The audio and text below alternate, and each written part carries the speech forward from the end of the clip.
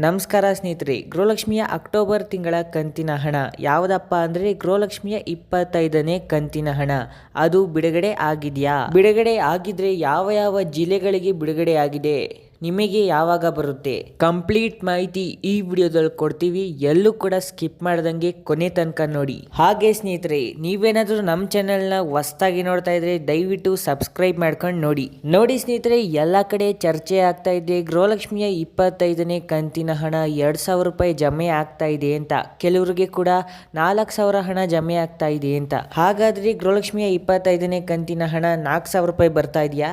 ನೋಡಿ ಸ್ನೇಹಿತರೆ, ಸೋಷಿಯಲ್ ಮೀಡಿಯಾದಲ್ಲಿ ಎಲ್ಲ ಕಡೆ ಕೂಡ ಹರಿದಾಡ್ತಾ ಇದೆ ಗೃಹಲಕ್ಷ್ಮಿಯ 4,000 ರೂಪಾಯಿ ಹಣ ಬಿಡುಗಡೆ ಆಗಿದೆ ಅಂತ.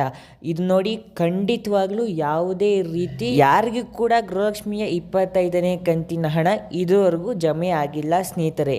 ಹಾಗಾದ್ರೆ ಗೃಹಲಕ್ಷ್ಮಿಯ 25ನೇ ಕಂತಿನ ಹಣ ಯಾವಾಗ ಬರುತ್ತೆ? ನೋಡಿ, ಸಾಕಷ್ಟು ಜನ ಹೇಳ್ತಾ ಇದ್ರು ಸಂಕ್ರಾಂತಿ ಹಬ್ಬಕ್ಕೆ ಗೃಹಲಕ್ಷ್ಮಿಯ 25ನೇ ಕಂತಿನ ಹಣ ಬಂದ್ಬಿಡುತ್ತೆ ಅಂತ. ನೋಡಿ, ಅವ್ರುಗಳು ಲಕ್ಷ ಸಬ್ಸ್ಕ್ರೈಬರ್ಸ್ ಇಟ್ಕೊಂಡಿರ್ತಾರೆ, ಆದ್ರೂ ಕೂಡ ಈ ತರ ಫೇಕ್ ಮಾಹಿತಿ ಕೊಡ್ತಾರೆ ಸ್ನೇಹಿತರೆ. ನೋಡಿ ಸ್ನೇಹಿತರೆ, ಯಾವುದೇ ರೀತಿ ಗೃಹಲಕ್ಷ್ಮಿಯ 25ನೇ ಕಂತಿನ ಹಣ ಯಾರಿಗೂ ಕೂಡ ಜಮೆ ಆಗಿಲ್ಲ.